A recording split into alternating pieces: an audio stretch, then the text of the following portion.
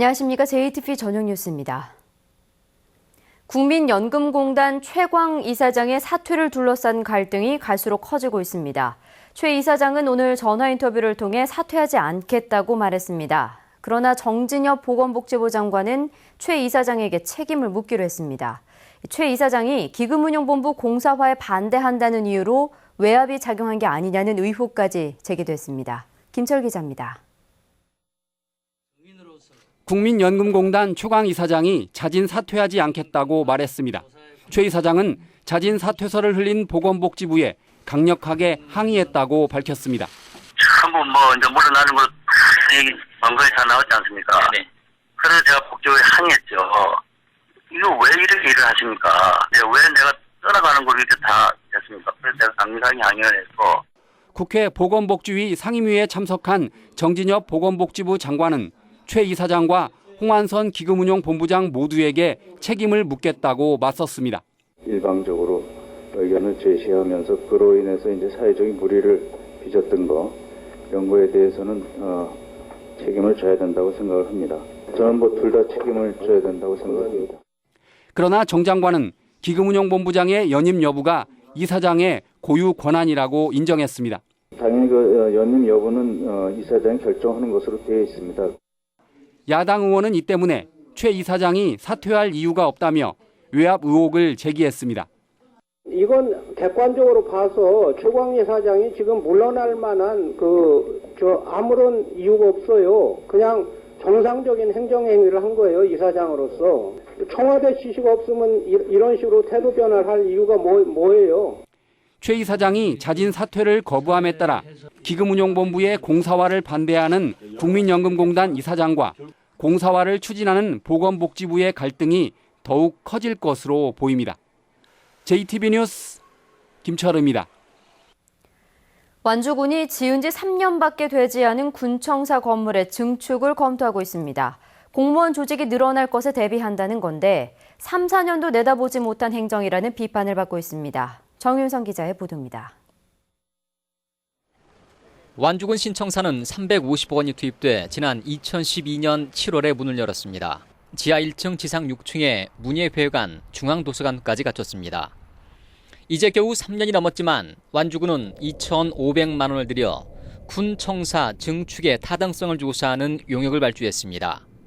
완주군 인구가 연말이면 9만 5천 명을 넘게 돼 공무원 기구의 국 설치가 가능해졌다는 설명입니다. 2개 국, 1개 과를 설치하게 되면 지금의 공간으론 부족하다는 것입니다.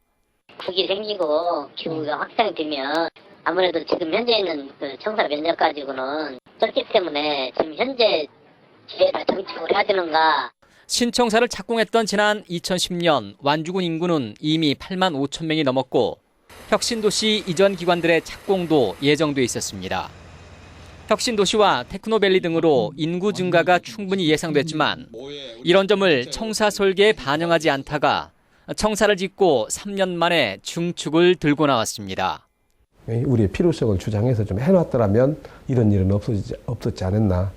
그리고 그 당시에도 혁신도시라든가 테크노밸리 이미 계획돼 있었고 그런 부분은 좀 아쉬운 점이 있습니다. 또 완주군은 청사 앞에 행정타운을 조성한다며 270억 원을 들여 60만 제곱미터를 사들였지만 들어오겠다는 기관이 없어 놀리는 등 수요 예측을 제대로 못해 예산 낭비라는 지적을 받고 있습니다. JTBC 뉴스 정윤성입니다. 익산시가 낙조로 유명한 금강 곰개나루터에 대규모 상가를 조성하기로 하고 땅을 매각했습니다. 주민들은 경관을 훼손하는 행위를 익산시가 앞장서고 있다며 강하게 반발하고 있습니다. 김진형 기자입니다. 금강이 한눈에 들어오는 곰개나루입니다. 금강 위로 떨어지는 석양이 만들어내는 장관을 보기 위해 많은 관광객이 찾고 있습니다. 익산시가 최근 곰개나루터 부근 세 곳에 상가를 조성하기로 하고 부지 매각에 나서자 주민들이 강하게 반발하고 있습니다. 주민들은 콘크리트 건물이 들어서면 경관 훼손은 물론 금강을 바라볼 수 있는 조망권 훼손이 뻔하다는 주장입니다. 여기 경치 좋고 조용하고 아늑하게 쉴 수 있고 그러는데 막 그 사람들이 들어와갖고 술집에다가 밥집 이런 거 카페 이런 거 생기면 주민들이 좋아하는 사람이 어디 있어요. 익산시 의회도 익산시가 해넘이 축제의 명소인 곰개나루 부지를 매각하는 과정에서 협의가 전혀 없었다며 문제를 제기했습니다. 곰개나루터는 우리 익산시가 해넘이 축제도 하잖아요. 근데 그 자리를 일반 개인한테 이렇게 팔았을 경우에 우리가 나중에 해넘이 축제는 어디에서 아름답게 할 것이며. 익산시는 관광 활성화를 위해 편의시설 조성을 결정했다는 설명입니다. 대다수의 거기 오시는 분들이 쉴 공간이 너무 없다. 그러한 지적을 너무 많이 해서 저희들이 활성화 차원에서 한 거고. 경관 훼손을 우려하는 주민과 관광 활성화를 위해 상업시설이 반드시 필요하다는 익산시의 입장이 팽팽히 맞서고 있어 논란은 더욱 커질 것으로 보입니다. JTB 뉴스 김진형입니다.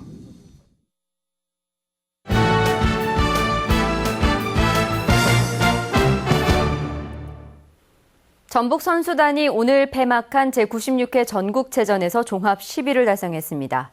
동호인 리그 왕중왕전이 이번 주말부터 군산에서 열립니다. 스포츠 소식 정원익 기자입니다. 전북 선수단이 강원도에서 열린 전국체전에서 종합 10위에 올랐습니다. 12위를 목표로 출전했지만 내심 바라던 10위를 결국 이뤄냈습니다. 이번 대회에서 전북은 금메달만 40개 이상을 따냈습니다.